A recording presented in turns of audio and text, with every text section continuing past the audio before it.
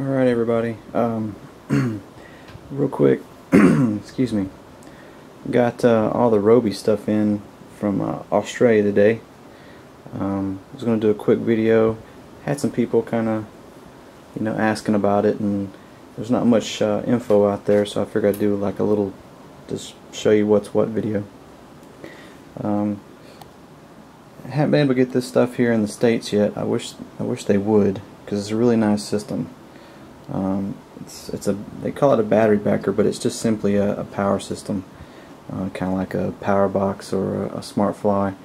But this was designed for the S-Bus system, and in my opinion, it's what the S-Bus. I wish Futaba would go to this system. It's a lot more robust, and it may be overkill for the jet because some of these wires are pretty beefy.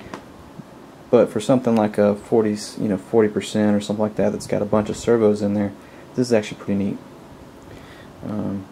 So simplicity wise, I'm running 2 receivers, just my personal preference.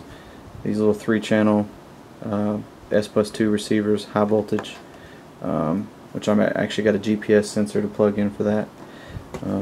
Comes with, the battery backer comes with, doesn't come with a lead, comes with the unit.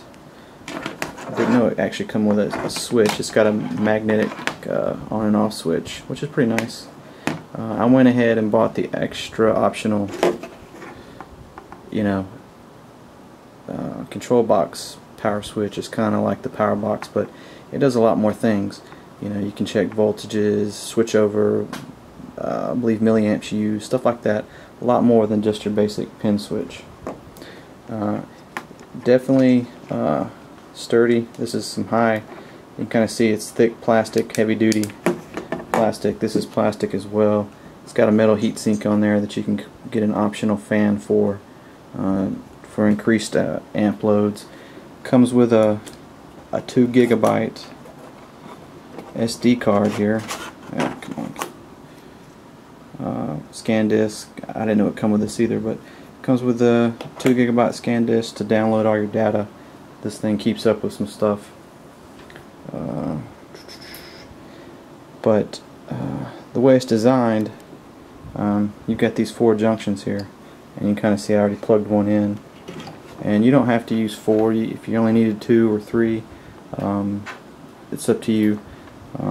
But you can change voltages, but you can have 2 different voltages, but you can only do it for like B1, B2, A1, A2. So you can have 7.4 volts on this side, 6.6 on this side. So which is what I'll be doing. I'll actually be running 7.4 volts to the 2 going down the tail and 6.6 volts out to the wings, just for the servos types that I'm using. This is a heavy duty wire, and I got the 300 centimeters, not thinking how long that would be. And you can see I could actually go the length of the jet and then some. So they make a 100 centimeters, so I would recommend getting that unless you have some kind of like 46% or half size plane. But this will be running down the tail, so you only have 1 wire going down to your servos, and then you take these little boxes, and it's hard to see, but they have little metal teeth in there, and one for each lead, and as you clamp them down, it bites into this. So it's not a permanent thing. You can take them off, move them if you needed to. It doesn't. It just bites in and makes contact with the wire inside, and then your servo plugs right in there. And this is the S-Bus version. They have another one for non-S-Bus servos. Looks the same, but it's just a decoder. This is the regular S-Bus one. So if you're using S-Bus servos, you use one type, and then if you're getting like say high-tech or JR servos that are not S-Bus, you get the version like this, which is a decoder. A little bit more for the decoder. It's actually quite a bit more for the decoder. Let's see here. And then they have some other things like for the wings.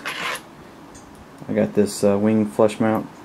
Comes with 2 leads, so I'll just plug the flap into the one lead and an aileron to the other, and then it will go up to the wing. And then I bought some of these to plug into here, into this flush mount. So I'll plug this in.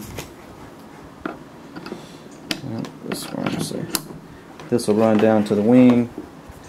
I'll cut it off here, put that piece on, and then this will actually go into the wing, stay with the wing, and then you just plug the two together.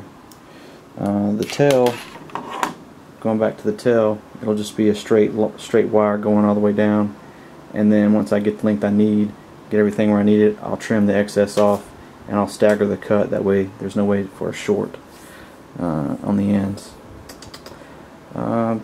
People were saying that it's not a simple system. You know, most aircraft this size, you know, or larger, you need some kind of power system anyways.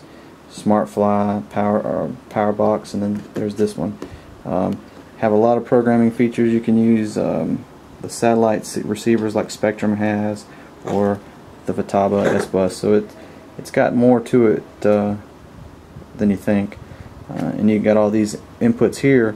So if you have like the turbine, like your throttle channels will be here. Any kind of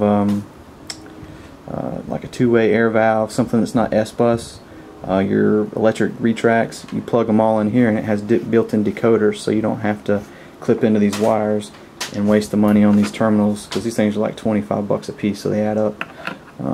So you can plug stuff directly in here, which, you know, since it's got the built-in decoder, you don't require any kind of crazy stuff. So you can use, you know, non-S-Bus servos, or like I said, EV2 valves, gear retracts, your throttles, you know, stuff like that. So it's pretty neat.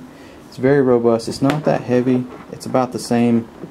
I haven't measured or weighed it yet, but it's probably about the same weight, if not a little lighter than the I had a Powerbox Champion SSR. So pretty equivalent to the weight of that, and a little bit heavier probably than the Smart Fly system for like the 14 channel that I had. But since I'm getting rid of a lot of servo wire, it should still reduce the weight amount. Plus I'm using these, you know, these real small full spectrum 4-channel with the S-Bus 2 receivers, so that saves a little bit of weight. But I went ahead and ordered enough for 3 jets. This one, the F-14, and a future build that I haven't that I put on hold until after the move. That's about it. If you guys have any questions on this, let me know. And like I said, I'm going to take some weights of everything so we can kind of get an idea of how much the system is going to weigh. And that's about it. RCU is still not uploading pictures, so I'm continuing on with the build and taking pictures as I go. So once everything's back up with RCU, I'll get it uploaded. Later.